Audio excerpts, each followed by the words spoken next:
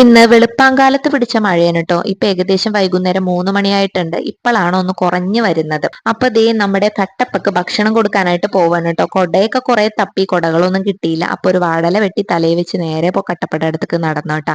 അപ്പൊ നമ്മുടെ വീട്ടിൽ ചിന്നു വന്നതുകൊണ്ട് തന്നെ പിള്ളേരെയൊക്കെ അവളെ ഏൽപ്പിച്ചിട്ടാണ് കേട്ടോ ഞാൻ ഈ ഒരു പോത്തിന് ഭക്ഷണം കൊടുക്കാൻ പോകുന്നത്. പിന്നെ സുക്രു ഉറങ്ങിയാണ്. അങ്ങനെ ദേ അവൻ ഭക്ഷണം കഴിക്കുമ്പോഴേക്കും ഞാൻ ആ പാടത്തൊന്ന് പോയി നോക്കാന്ന് വിചാരിച്ചു. വെള്ളം എന്തോരം പൊന്തിയിട്ടുണ്ടെന്ന് നോക്കാന്ന് വിചാരിച്ചു. അങ്ങനെ നോക്കുമ്പോൾ അത്യാവശ്യം നല്ല രീതിയിൽ തന്നെ വെള്ളം നിറഞ്ഞിട്ടുണ്ട്. നമ്മുടെ വീട്ടിലേക്കൊന്നും കയറില്ല കേട്ടോ. നമ്മുടെ ഏകദേശം പൊങ്ങിയാണ് വീട് നിൽക്കുന്നത്. ഇതുവരെ അങ്ങനെ വെള്ളം കയറി പ്രശ്നങ്ങളൊന്നും ഉണ്ടായിട്ടില്ല. എന്റെ വീട് ആനാപ്പുഴയാണ്. അവിടെ പുഴ സൈഡ് ആയതുകൊണ്ട് തന്നെ അന്ന് പ്രളയ സമയത്തൊക്കെ കയറിയിട്ടുണ്ടായിരുന്നു കേട്ടോ. ഇവിടെ ഇതുവരെ അങ്ങനത്തെ പ്രശ്നങ്ങളൊന്നും ദൈവം സഹായിച്ച് ഉണ്ടായിട്ടില്ല. എന്റെ വീട്ടിലും വലിയൊരു പ്രശ്നങ്ങളില്ല കേട്ടോ.